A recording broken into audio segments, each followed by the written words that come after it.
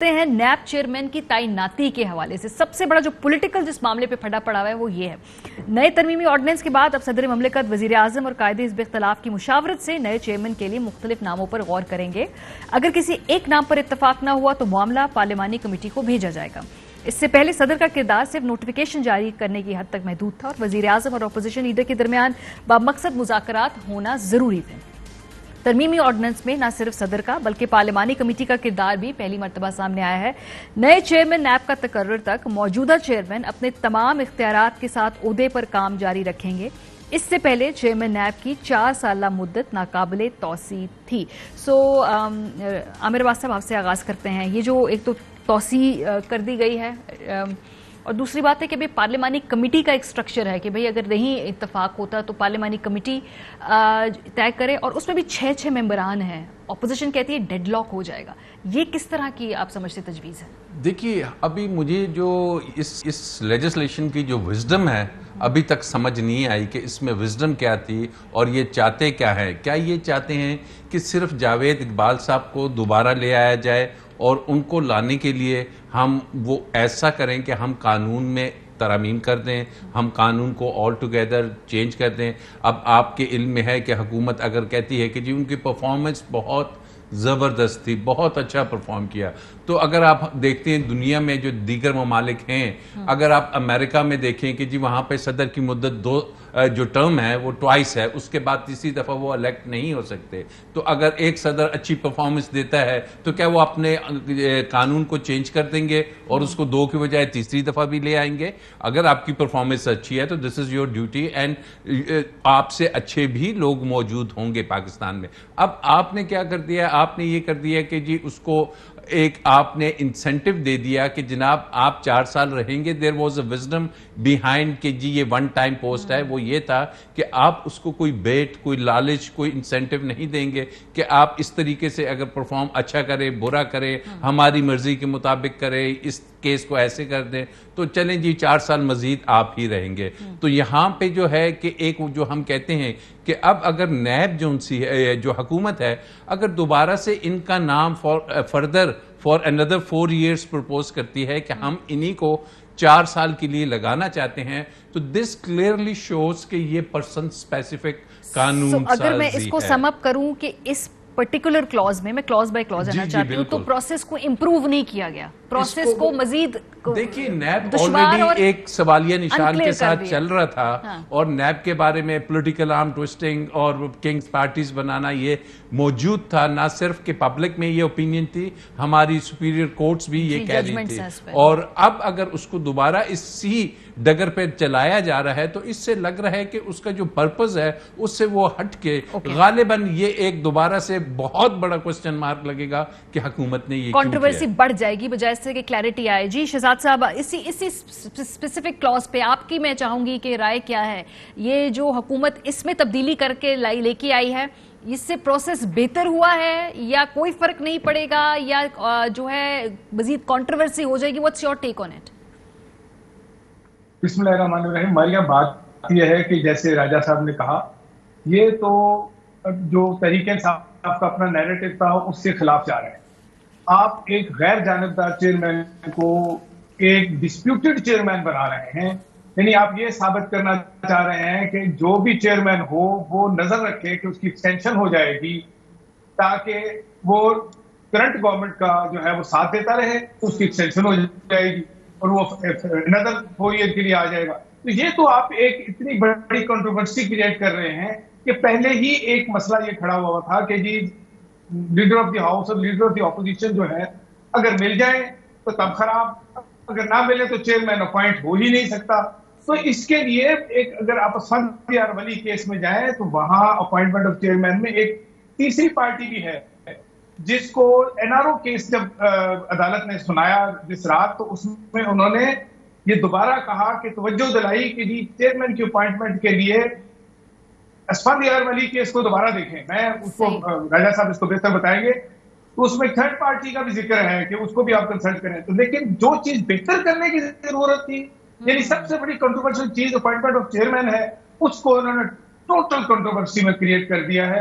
और ये मेरा ख्याल है कि जी नैब के लिए एक बहुत बड़ा दबाव होगा कि वो चेयरमैन जो है वो पुराने जो है वो कंटिन्यू करें। ठीक है, अब चूंकि इस पे आप दोनों का इत्तेफाक है कि भाई ये जो प्रोसेस है इसको आपने मजीद कंट्रोवर्शियल कर दिया है और ये वो चीज थी, you should have gotten this right, पता था इस पे इतनी पॉलिटिकल नैरेटिव भी बनेगा, इस पे जो है ये जो नई लेजिस्लेशन है ये इंप्रूव नहीं हुआ प्रोसेस में। अगली आगे बढ़ती हूँ, जो मजीद इसका दूसरा ऑर्डिनेंस आया है उसमें विफाकी और सूबाई काबीना के फैसले जो हैं वो मुस्तस्ना करार दिए गए हैं। अगर हम दिखा सकें, विफाकी सूबाई काबीना कमेटियों और झेली कमेटियों, मुश्तरका मफादात काउंसिल, NEC, NFC, एक्नेक, CDWP, PDWP के फैसले भी नैब के दायरा इख्तियार से बाहर होंगे। इसके अलावा टैक्स के मामलात में भी नैब मुदाखलत नहीं कर सकेगा। जी राजा मेहरबाज साहब, जो ये बात है इस पे भी ऑपोजिशन तो ये कहती है, ऑब्वियसली एक पॉलिटिकल नैरेटिव भी कि जी मदर ऑफ ऑल NROs खुद अपने आप को दे दिया है, अपने इत्तेहादियों को, अपनी कैबिनेट को दे दिया। देखिए मारिया, हमारे मुल्क में होली कॉस्ट पहले तो काफ़ी थी। हमें नज़र आया कि नैब जौन सा है वो ना तो जजेस का एहतसाब कर सकती है न जर्नल्स का कर सकती है। अब उसमें एडिशन ये हो गई कि जो आपकी हुकूमत है, हुकूमत को डिफ़ाइन किया गया है कॉन्स्टिट्यूशन में जिसमें कैबिनेट होती है, तो कैबिनेट को भी आप किसी भी तरीके से जो मर्ज़ी वो डिसीजन ले या सूबाई हुकूमतें जो मर्ज़ी उसकी डिसीजन लेंगी तो उसको नैब के दायरे इख्तियार से निकाल दिया गया है। अब आपके में है कि अक्सर ये ECC की बातें हैं, दूसरी बातें हैं कैबिनेट में जाती हैं कि जनाब सब्सिडीज दे दी गई थी पीछे शुगर में, उसके बाद यूरिया में, आटे में, और वो सब्सिडीज की वजह से इंपोर्ट की कभी इजाजत दे दी जाती है। करोड़ों अरबों का लॉस अपनी जगह होता है और चंद बेनिफिशरीज होते हैं कि जो वो कार्टेल्स होते हैं उनको रातों रात इतना फायदा मिल जाता है, तो उसके ऊपर से भी चेक हट गया। उसके बाद कोई भी डिसीजन आप लेते हैं, आप उसको कैबिनेट में ले जाएं, कोई भी मिनिस्टर लेता है, कैबिनेट की स्टैंप लग गई तो चलें जी वो नैब के प्रीव्यू से बाहर हो गया। तो वाई दिस डिस्क्रिमिनेशन? ये आपके आइन का जो आर्टिकल 25 है उसके खिलाफ वर्जी है, और अगर इस शिक को भी चैलेंज किया जाएगा तो ये मैं समझता हूं कि सुप्रीम कोर्ट इसको डिस्क्रिमिनेटरी कहते हुए सेटिसाइड कर देगी, नल एंड वॉइड करार देगी। और टैक्सेशन की रही जहां बात, अब टैक्सेशन में आपके इल्म में होगा कि बहुत सी सब्सिडीज दी जाती हैं, बहुत से इश्यूज आते हैं, बहुत सी रिबेट्स के बात होती है, वहां पर डिक्लेरेशन कुछ होती है, ड्यूटीज कुछ होती हैं, माल कुछ और होता है। तो ये इश्यूज के लिए नैब जोन सा है वो जाके चेक करती है और फिर केसेस बनाती है। और नंबर 2, टैक्सेशन के मामलात में अक्सर SROs निकाल दिए जाते हैं, नोटिफिकेशंस निकाले जाते हैं एक मखसूस मुद्दत के लिए, एक मखसूस ग्रुप को फायदा देने के लिए। तो जो पहले नैब ऑर्डिनेंस था उसमें ये जुर्म था कि अगर आप कोई SRO निकालते हैं, कोई आप नोटिफिकेशन निकालते हैं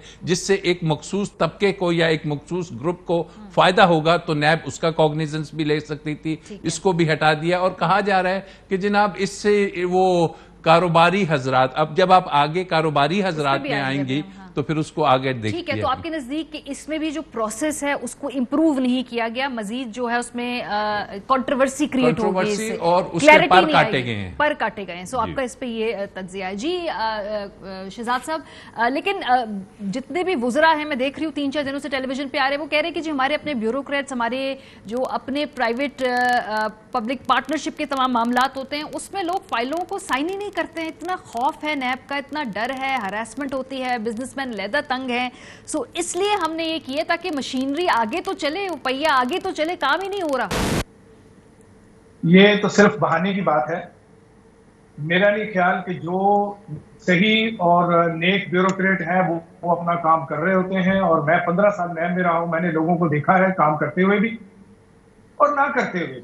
लेकिन एक बड़ी बात, जैसे राजा आमिर साहब ने कहा है नैब के पर काट दिए, मैं तो कहता हूँ ये जो अमेंडमेंट टोटल आई है नैब बंद कर दें।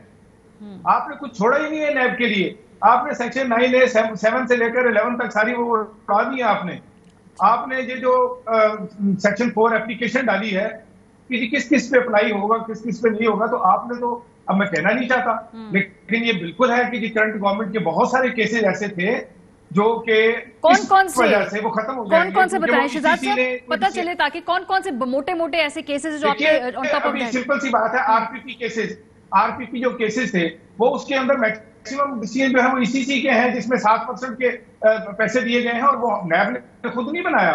उसको आला अदालत ने नैब को रेफर किया था कि जी ये चीज जो है ये गलत है, और उसके तहत वो केसेस बने हुए हैं।